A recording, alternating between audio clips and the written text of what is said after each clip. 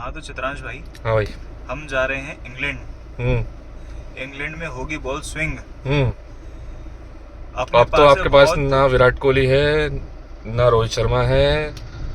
अब आपके पास पूरी यंगस्टर की टीम है। अपने पास है बहुत शानदार टीम, हाँ। जिसमें होगा नया कप्तान, हम्म नया ओपनर, हम्म नया मिडिल ऑर्डर, नया बॉलिंग अटैक। बिल्कुल। ब्याह की चूत सब कुछ तो नया है इसमें, पुराना तो क्या है तुझे क्या लगता है कि ओपनिंग में पहले कौन जाएगा?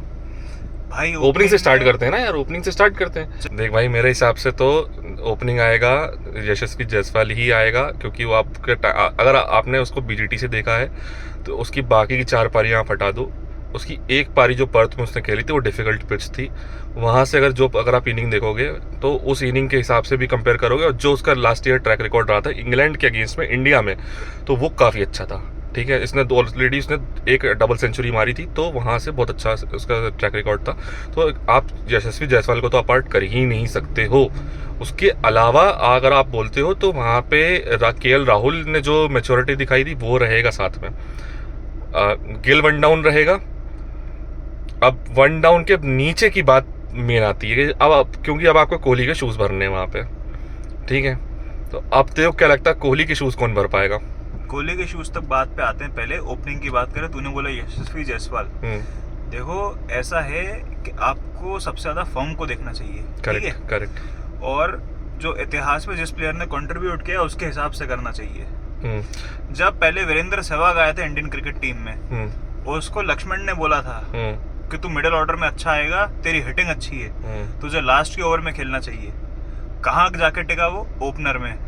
One of the best openers India has ever had and ever generated. Correct. इसी तरीके से गौतम गंभीर बोलेगा ओपनर बनाओ ऋषभ पंत को। मगर खैर प्रैक्टिकलिटी बात करें तो देखो, जो ओपनिंग बीजेटी में थी वही ओपनिंग रहेगी।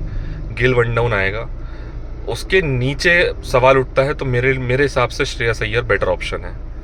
श्रेयस अय्यर इसलिए बेटर ऑप्शन है क्योंकि वो कंसिस्टेंट रहा है पिछले रणजी सीजन से लेके आपकी चैंपियंस ट्रॉफी से लेके सारे जितनी भी अभी तक ट्रॉफीज हुई हैं, प्लस अभी आईपीएल मिला के उसका काफ़ी अच्छा ट्रैक रिकॉर्ड रहा है, फॉर्म में है। तो मेरे लिए तो 4th नंबर पे श्रेयस अय्यर ही बनता है। मुझे ऐसा लगता है साई सुदर्शन। तो फिर ऐसे ओपनिंग में आपके पास ईश्वरन है। ईश्वरन भी अच्छा ओपनर है वो। ईश्वरन ने पर वो परफॉर्म परफॉर्मेंस उसने अभी तक आप कह सकते हो कि उसने डोमेस्टिक में किया है, बट उसने अभी तक इंटरनेशनल का एक्सपीरियंस नहीं है, और इंडिया टेस्ट नहीं करेगा किसी इनएक्सपीरियंस्ड अनकैप्ड प्लेयर को फॉरेन में ले जाके पहली बार में। ये तो वो नहीं करेगा, क्योंकि गौतम गंभीर जो है वो फॉर्म का सबसे बड़ा भगत है। उसने ईशान किशन को भी उसी बेस पे खिलाया था। यहाँ मुझे लगता है कि साई सुदर्शन एक रेड हॉट फॉर्म में है। उसकी टेक्निक, उसकी class is as good as Shubman Gill. I think better than Yashasvi Jaiswal.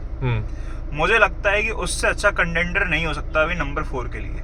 Correct. अगर साई सुदर्शन नहीं तो दूसरा कंटेंडर हो सकता है करुण नायर। श्रेयस अय्यर क्यों नहीं होना चाहिए? करुण नायर, अगर मैं बात करूं, उसने एक इनिंग अच्छी खेली है आईपीएल में, उसके बाद वो फ्लॉप रहा है। बट अगर उसका और पीछे का रिकॉर्ड देखोगे जो उसने लगातार डोमेस्टिक में परफॉर्म किया है, तो यहाँ पे एक पॉइंट निकल के ये आता है कि हो सकता है उससे ओपनिंग करवाई जा रही दिल्ली में, and he is not one of the player who can open well.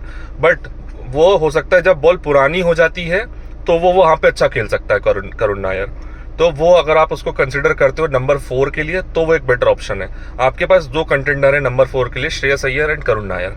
ये दोनों ऑप्शंस अच्छे हैं आपके इंडिया के लिए। मुझे लगता है श्रेयस अय्यर नहीं खेलेगा। मुझे लगता है number 1 contender Sai Sudharsan, number 2 contender Karun Nair. और जो भी एक और चीज जो सुनने में आ रही है कि अब हो सकता है कि शुभमन गिल को डिमोट करके उसको नंबर 4 खिलाएं। ओके। और नंबर 3 पे आप एक नया बैट्समैन लेकर आओ, लाइक करुण नायर या लाइक साई सुदर्शन या एनी अदर पर्सन। कैप्टन क्या लगता है तुम्हें, क्या कौन बनेगा कैप्टन? केएल राहुल। जहां तक समझ में आ रहा है KL Rahul still not a choice, but हाँ अगर आप कंसिडर करोगे तो गिल एक अच्छा चॉइस बन के आ रहा है। बट गिल की कैप्टनसी अभी भी उतनी, आप लोग अगर आईपीएल के उस पर कंसिडर करोगे तो मैच्योर्ड आप कह सकते हो, बट नहीं है।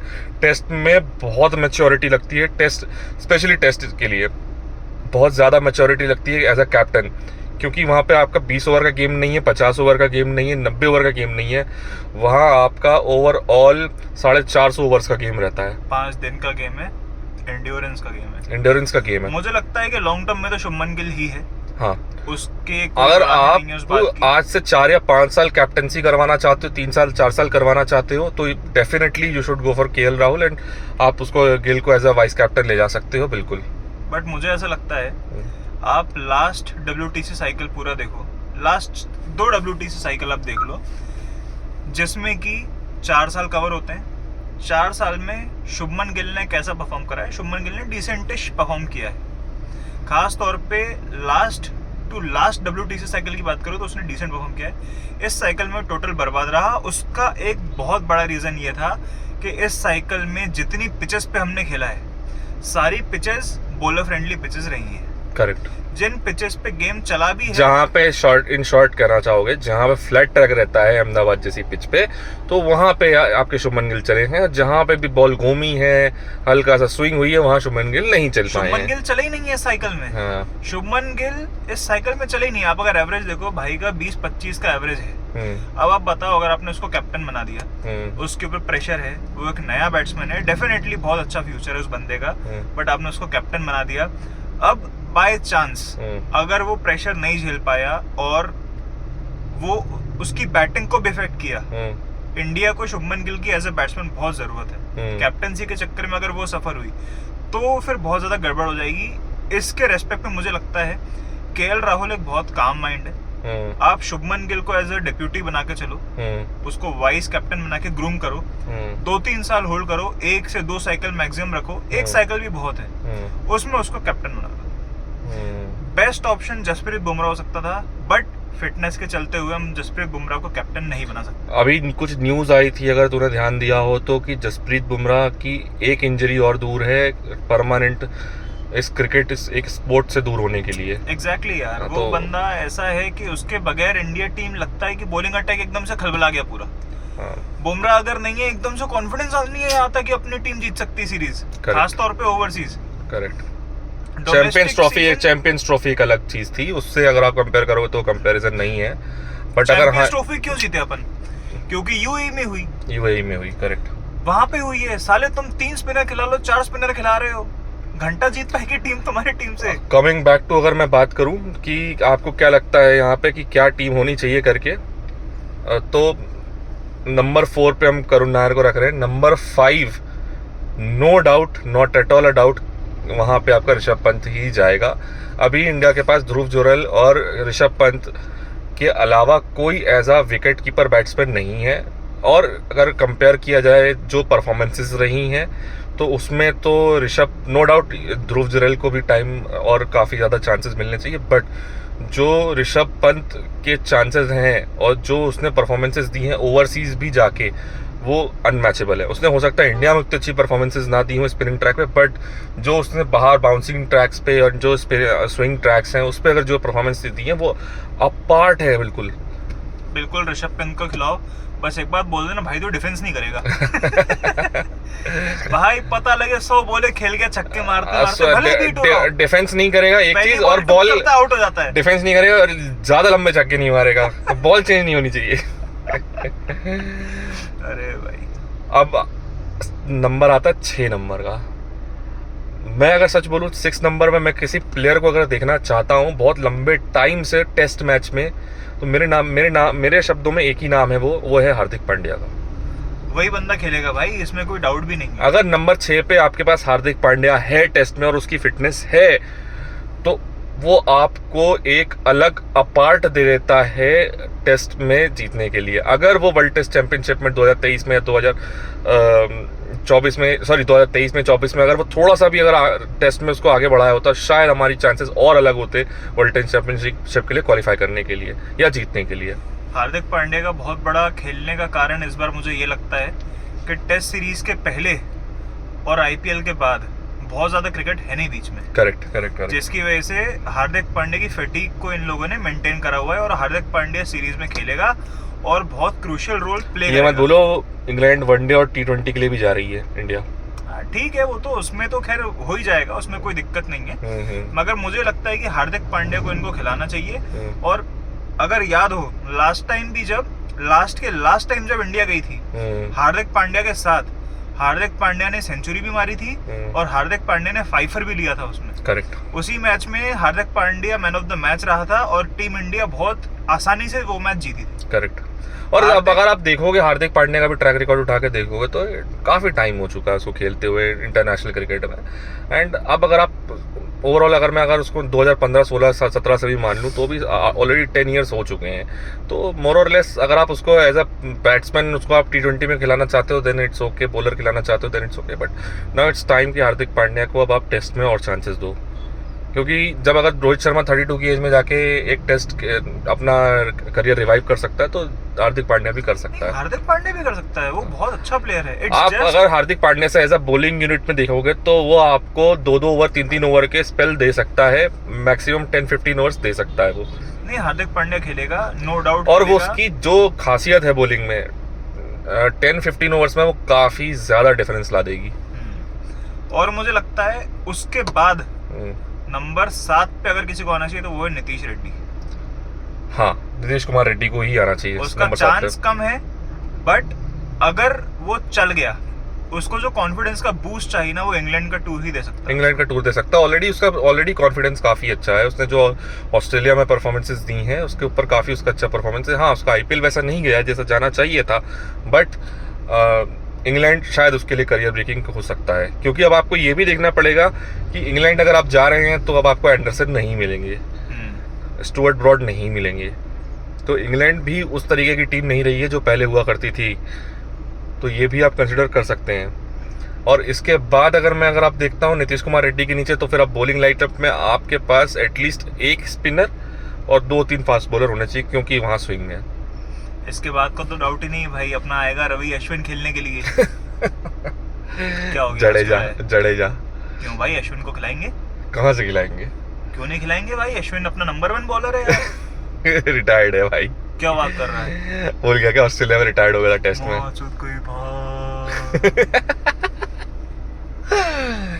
Jadeja no doubt.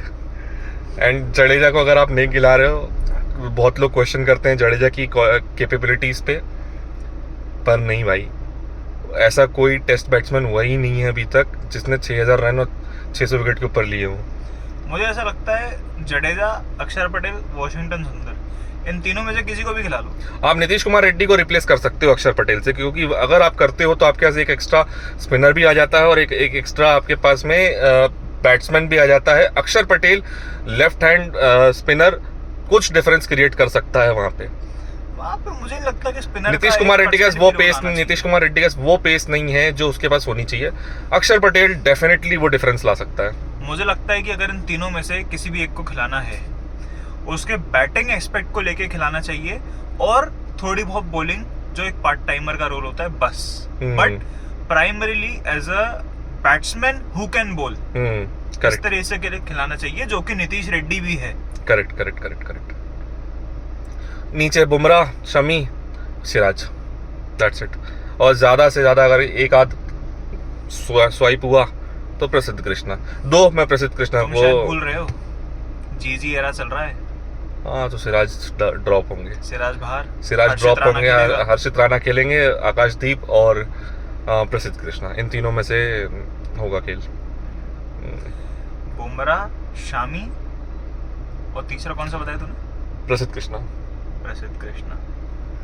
मेरा पता है दिल क्या कहता है कि किसको खिलाना चाहिए। ये खेलेंगे ये अपने को पता है। प्रसिद्ध कृष्णा का तो मुझे डाउट लगता है। मुझे लगता है कि बुमराह, शामी और हर्षित राणा खेलेंगे। मेरा जो दिल कहता है बुमराह को खिलाओ, शामी को खिलाओ और अर्शदीप सिंह को खिलाओ। ये बहुत ही पॉइंटेड बात करी भाई। मैं सच में ये मैच दिल से चाहता हूं कि अर्शदीप टेस्ट खेले। क्योंकि यार आपके पास लेफ्ट हैंड पेसर बहुत टाइम से नहीं आया है। आपके पास आफ्टर जहीर खान, आफ्टर आशीष नेहरा, आफ्टर इरफान पठान, आपके पास एक भी ढंग का लेफ्ट हैंड पेसर नहीं है। और अर्शदीप अगर आपके पास है तो आप सिर्फ उसको T20 में यूज नहीं कर सकते हो। आपको उसमें एटलीस्ट एक, आप उसको वनडे नहीं खिला रहे हो, इट्स ओके, 50 ओवर गेम नहीं खिला रहे हो, बट एटलीस्ट आपको उसको टेस्ट में खिलाना पड़ेगा। तुम हमारे BCCI को देखो, जब लेफ्ट हैंडर को लाने की बात होती है उनके पास कितने ऑप्शंस हैं। खलील अहमद, ठीक है, मोहसिन खान, नटराजन लाते किसको? जयदेव उनादकर। दामाद है बीसीसीआई का वो तो। उसकी कुछ सेटिंग है भाई वहां पे ऊपर बीसीसीआई में। भाई सीरियसली उसकी कुछ सेटिंग है, जब कभी नाम आता है उसने कहीं परफॉर्मेंस नहीं होती, पूरे साल भर उसका नाम नहीं सुना होता है, बट जयदेवनाथ कट। नटराजन क्या स्टार बॉलर है यार, नटराजन को नहीं मैं तो भाई शॉक्ड था इस बार, दिल्ली ने आधा सीजन नहीं खिलाया इतना बढ़िया बॉलर को। मुकेश कुमार को ना स्विंग है ना पेस है, सिर्फ भाई को यॉर्कर डालनी है बस। उस बेस पे भाई को पूरा टूर्नामेंट खिला दिया नटराजन को छोड़ के। अगर आपको सच में अगर आपको डिफरेंस लाना है तो आपको एक लेफ्ट हैंड पेसर लेके जाना पड़ेगा और उसको चांसेस देने पड़ेंगे, लगातार चांसेस देने पड़ेंगे आपको। इंडियन पिचेस पे, ऑस्ट्रेलियन पिचेस पे, साउथ अफ्रीकन पिचेस पे, इंग्लैंड की पिचेस पे आपको चांसेस देने पड़ेंगे। और मुझे ऐसा लगता है फिलहाल अर्शदीप T20 में तो इंडिया का नंबर 1 बॉलर है आफ्टर बुमराह। अगर कोई बॉलर T20 में इतना अच्छा कर रहा है, आपको याद है इसके पहले ऐसा कौन सा बॉलर था जिसने T20 में आग लगा दी थी, उसके बेस पे उसको टेस्ट में लेकर आए थे। क्रिटिक्स ने बोला था कि नहीं ये T20 बॉलर है, बट वो आज इंडिया का नंबर 1 बॉलर बन चुका है टेस्ट में। कौन है वो? जसप्रीत बुमराह। करेक्ट। जब उसको टेस्ट टीम में लेके आए थे, बहुत लोगों ने बोला था अरे इसको तो यॉर्कर डालनी आती है, स्लोअर बॉल डालनी आती है, बाउंसर डालनी आती है, ये क्या करेगा टेस्ट में। आज देखो, करेक्ट, आज उसको हम इमेजिन नहीं कर सकते कि उसके बगैर हम ओवरसीज जा रहे हैं खेलने के लिए, सेना कंट्रीज में हम जा रहे हैं उसके बगैर, इमेजिन ही नहीं कर सकते। अगर आप फॉरेन टूर सोच रहे हो और फॉरेन टूर में अगर आप जसप्रीत बुमराह के बिना सोच रहे हो, स्पेशली टेस्ट, नहीं हो पाएगा भाई, नहीं हो पाएगा। इसलिए मुझे लगता है अर्शदीप सिंह को अंदर आना चाहिए। अर्शदीप सिंह को आप चांसेस देने चाहिए, स्पेशली टेस्ट में देने चाहिए। आपको ऐसे प्लेयर्स क्रिएट करने पड़ेंगे जो ऑल फॉर्मेट्स खेल सकें। कोई रीजन था विराट कोहली तीनों टेस्ट को डोमिनेट किया, धोनी ने तीनों फॉर्मेट्स को डोमिनेट किया है, रोहित शर्मा ने तीनों फॉर्मेट्स को डोमिनेट किया है, जहीर खान ने तीनों फॉर्मेट्स खेले हैं। मल्टीपल ऐसे एग्जांपल्स हैं जहां पे कई प्लेयर्स ने तीनों फॉर्मेट्स खेले हैं। पर अगर आप सोचें कि आजकल के जो नए प्लेयर्स आ रहे हैं वो T20 में आएंगे, धड़ाम धड़ूम मारेंगे और वहां से फिर आप सोचोगे कि नहीं ये खाली T20 बॉलर है, वनडे बॉलर है, इसको टेस्ट में कैसे लेके आएंगे, नहीं होगा वैसा। आपको उनको चांसेस देने पड़ेंगे। आपके पास ऑलरेडी एक सेट बॉलर है। अगर आपको अभी तक इंडिया वर्ल्ड टेस्ट चैंपियनशिप नहीं जीता है जब से ये चालू हुई है, अगर आपको चांसेस देने हैं तो आपको चांसेस में इनको कंसीडर करना पड़ेगा, क्योंकि इसके अलावा और कोई ऑप्शन नहीं है आपके पास में। इसलिए मेरा दिल कहता है India should go for Arshdeep Singh को देना चाहिए। और एक्चुअली में आपको उससे 4-4, 5-5 ओवर के आपको शुरुआत में आपको उससे स्पेल कराने पड़ेंगे। खैर इंग्लैंड में शुरुआत में कराओ, बाद में कराओ, बॉल तो साला पूरे 90 ओवर स्विंग होती है, वहाँ पे बहुत ज्यादा अंतर नहीं पड़ता। नहीं, बाउंस बढ़ जाता है। देखो कुछ जब बॉल पुरानी हो जाती है इंग्लैंड में तो आपका वहाँ पे बाउंस पड़ जाता है। शुरुआत में स्विंग ज्यादा होता है, कुछ टाइम के बाद उसमें बाउंस एक्स्ट्रा आ जाता है। No hard feelings for Akashdeep, he is a very good bowler. Hard feelings for Harshit Rana, he is not a good bowler. जबरदस्ती खिलाया जा रहा है उसको। ऑस्ट्रेलिया टूर पे तो जबरदस्ती खिलाया गया यार, कोई सेंस समझ नहीं आया। ये जब आपके पास प्रसिद्ध कृष्णा था ऑलरेडी आपके पास में, आपने उसको क्यों नहीं खिलाया वहां पे? या जब आपके पास अर्शदीप का एक बैकअप ऑप्शन अवेलेबल था, आपने उसको नहीं खिलाया। सिराज को आपने उतना ऑप्शन नहीं दिया। So I'll go with Arshdeep Singh as the third seamer. Definitely. And lastly अगर पूरा बात कर ही ली है हमने, तो आपको क्या लगता है विराट कोहली के ऊपर जो हुआ? जो मुझे लगता है पर्सनली कि विराट कोहली अभी यहाँ से इंग्लैंड सीरीज तो एटलीस्ट और खेल सकते थे, जिस तरीके की वो परफॉर्मेंसेस कर रहे थे IPL में। टेस्ट में उनकी उतनी अच्छी परफॉर्मेंसेस नहीं रही है। लास्ट 5 ईयर्स में अगर मैं बात करूँ विराट कोहली के ऊपर, तो उनका जो एवरेज है वो काफ़ी डिप डाउन हो गया था। But again he is Virat Kohli. यार देखो, इसमें मैं ये बोलूँगा आपको, पहले Ashwin, second Rohit, third Virat Kohli. India के 3 पिलर्स ये पॉलिटिक्स में गए, तीनों एक साथ रिटायर हुए हैं। It is not a joke, this is completely. वो कहते हैं ना यार कि अगर कोई किसी जगह की ऑफिस पॉलिटिक्स या किसी जगह की पॉलिटिक्स खराब होती है ना, तो इंसान छोड़ देता है उस जगह को। वेलकम टू जीजी एरा। वेलकम टू जीजी एरा। गांड मार के रखी इंडिया की, वेलकम टू जीजी एरा। अश्विन, कोहली, रोहित शर्मा, मतलब जो आपके बेस्ट प्लेयर्स चल रहे हैं। सीनियर तो ठीक है अश्विन की, नहीं देखो, नो डाउट। देखो अगर मैं एवरेज की बात करूं, जो परफॉर्मेंसेस टेस्ट में रही है लास्ट 5-6 ईयर्स की, उसमें डेफिनेटली कोहली की जो एवरेजेस है वो डाउन गया है, उस पर कोई डाउट नहीं है। बट यार अगर आप देखोगे ना, कोहली जैसा प्लेयर जो कहीं पे भी आउट ऑफ द ब्लू आके सेंचुरी मार के चला जाएगा। एवरेजेस डाउन भाई इंग्लैंड जब गए थे पहला टेस्ट जीते तो उसमें सेंचुरी मारी है भाई ने। करेक्ट। ऑस्ट्रेलिया कंपेयर करो आप, वहां पे देखो फर्स्ट टेस्ट में उसकी ने सेंचुरी मारी, उसका क्योंकि उसको फ्री हैंड मिल गया था वहां पे, क्योंकि इतनी बड़ी पार्टनरशिप हो गई थी वहां पे, तो वहां पे उसको फ्री हैंड मिल गया था, उसने अपने हिसाब से खेला वहां पे। बट जब नेक्स्ट के 4 अगर मैं मैचेस की बात करूं तो ओपनिंग पार्टनरशिप उतनी काबिल साबित नहीं हुई, तो जहाँ पे विकेट्स चले गए थे अर्ली ऑन, तो वहां पे वो उतना उनको टाइम लेके खेलना था, तो वो उस हिसाब से नहीं खेल पाए। मुझे ऐसा लगता है कि हम सब जानते हैं अश्विन किस लेवल का प्लेयर है, हम सब जानते हैं रोहित शर्मा किस लेवल का प्लेयर है, हम सब जानते हैं विराट कोहली और कितने साल चल सकता था। करेक्ट। रिटायर होना उन लोग का डिसीजन था, क्या माहौल रहा होगा ये हम नहीं कह सकते। बट मुझे ऐसा लगता है बीसीसीआई की एक बहुत बहुत बहुत बड़ी गलती है कि उन्होंने इन तीनों प्लेयर्स को एक फेवरेबल मैच नहीं दिया।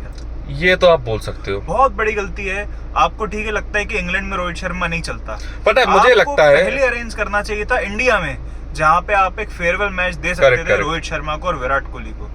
ये आपने बहुत लोग कहते हैं जीजी के आने से डाउनफॉल शुरू हुआ, बट मैं आपको अगर डेफिनेट बताऊं ना, वो एक मैच बताऊं जहाँ से इंडिया का टेस्ट में डाउनफॉल शुरू हुआ है, तो वो बेंगलोर का टेस्ट होगा अगेंस्ट न्यूजीलैंड, जहाँ पे India all out for 46 runs.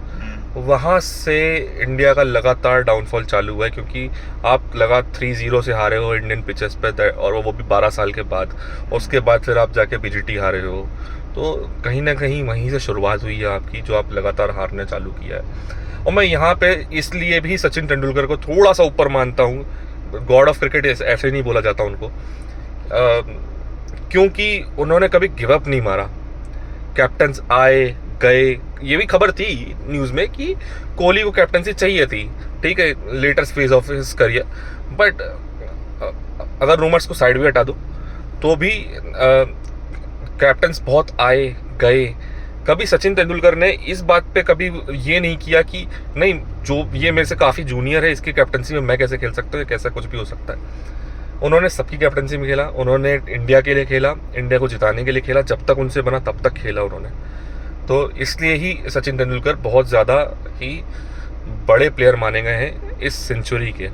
और मैं तेरे से आखिरी सवाल पूछना चाहूँगा, बहुत सारी सोशल मीडिया पे न्यूज़ उड़ रही है कि with retirement of Virat Kohli that was my last test match which I have watched, that's end my watching sprint with test matches. तो अब इस पे क्या कहना चाहेगा तू?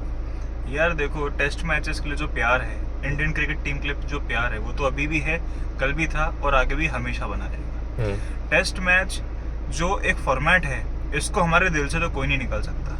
Virat Kohli no doubt one of the best batsman I have ever seen. Sachin Tendulkar is the god of cricket. Virat Kohli is a legend in this cricket format. But उसके retire होने से मुझे नहीं लगता कि मैं इस फॉर्मेट को देखना बंद करूंगा। ऑब्वियसली आगे भी इतने अच्छे अच्छे प्लेयर्स हैं हमारे पास। This is not the end of cricket, this is not the end of Indian cricket team, it's just a phase. पहले ग्रेग चैपल का फेज आया था, ये गौतम गंभीर का फेज आया है। मैं तुम्हें सच बताऊं, मेरे पॉइंट ऑफ व्यू से बताऊं, मैंने कभी किसी फैंडम नहीं रहा। मेरे लिए धोनी भी उतना ही फैन था जितना मैं धोनी का फैन था, उतना ही मैं कोहली का फैन था, उतना ही मैं रोहित शर्मा का फैन था, उतना ही मैं बुमराह का फैन हूं, बोलेगा ना मुक्का मार दूंगा तेरे में। उतना ही मैं शमी का फैन था, ठीक है। मैं कभी किसी फैन बेसिस पे नहीं गया हूँ। सहवाग का भी मैं बहुत बड़ा फैन था, ठीक है, तो मैं कभी फैन बेसिस पे नहीं गया। मुझे जब भी ये लेजेंड्स रिटायर हुए तो मुझे 2-5 मिनट के लिए लगा कि यार शायद इसके अंदर देखना बंद कर दूंगा, बट नहीं, ओवरऑल अब मेरी अंडरस्टैंडिंग कहती है, मैंने 2000 से देखना चालू किया, इट्स बीन 25 ईयर्स। मैं जहाँ तक समझ पाया हूँ कि मुझे क्रिकेट से प्यार है, मुझे उस एनालिसिस से प्यार है, मुझे उस एवरेजिंग से प्यार है, मुझे जो टेस्ट मैचेस की क्रंचीनेस है, जहाँ पे कि गेम फंस गया है वहाँ से कैसे निकल के आता है, वो लॉन्ग टर्म मेमोरी में याद रखना, वो अच्छा लगता है मुझे। तो मेरे लिए वो प्यार है। मैं क्रिकेट देखना बंद कर ही नहीं सकता हूँ। हाँ, आईपीएल मैंने डेफिनेटली साइड कर दिया है उस तरीके से देखने के लिए। रीज़न बिंग क्योंकि जिस तरीके के एडवर्टीजमेंट्स हो गया, जिस तरीके से कमर्शलाइजेशन हो गया, उस तरीके से मैंने बंद कर दिया उसको देखना। बारिश होने से मैच छोटा हो गया, 8 ओवर इस साइड हो गया और स्ट्रेटेजिक टाइम आउट हो रहा है। तो मैंने आईपीएल को साइड पर रख दिया। But for cricket it has always been, जो मेरा प्यार है, जो मेरा लव है उसके लिए, वो हमेशा ही रहेगा। नहीं यार, ये बात तो है ना। एक बात को मैं हालांकि करेक्ट करना चाहूँगा, जो तूने विराट कोहली की कही, मुझे ऐसा लगा कि तू बोलना चाह रहा है कि वो किसी और की कैप्टनसी के अंडर में खेलना नहीं चाह रहा। नहीं, मैं नहीं कह रहा हूँ ऐसा। ऐसे रूमर्स हैं, ऐसे सोशल मीडिया पे बातें फैल रही हैं कि उनको आखिरी में कैप्टनसी चाहिए थी। मुझे लगता है कि ये रूमर्स टोटली गलत है। उसका मैं तुझे एक एक्सप्लेनेशन देता हूँ। रणजी ट्रॉफी में हमारे क्रिकेटर्स को दोबारा भेजा गया था कि आप डोमेस्टिक खेलो। करेक्ट।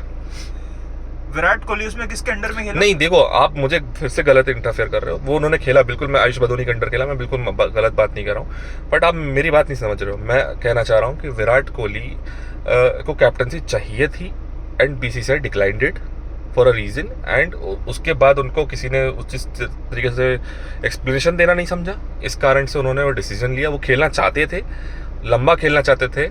अगर आपने माइकल क्लार्क की स्टेटमेंट सुनी होगी, वो चाह रहे थे कि वो जाके 3-4 सेंचुरी मारेंगे जाके इंग्लैंड सीरीज पे। डेफिनेटली उनका मन था, बट उन्होंने अगर नहीं खेला तो वो किसी कारण से नहीं खेला। उनको डेफिनेटली डिसअपॉइंटमेंट है फ्रॉम बीसीसीआई। बीसीसीआई से सारा डिसअपॉइंटमेंट तो है भाई।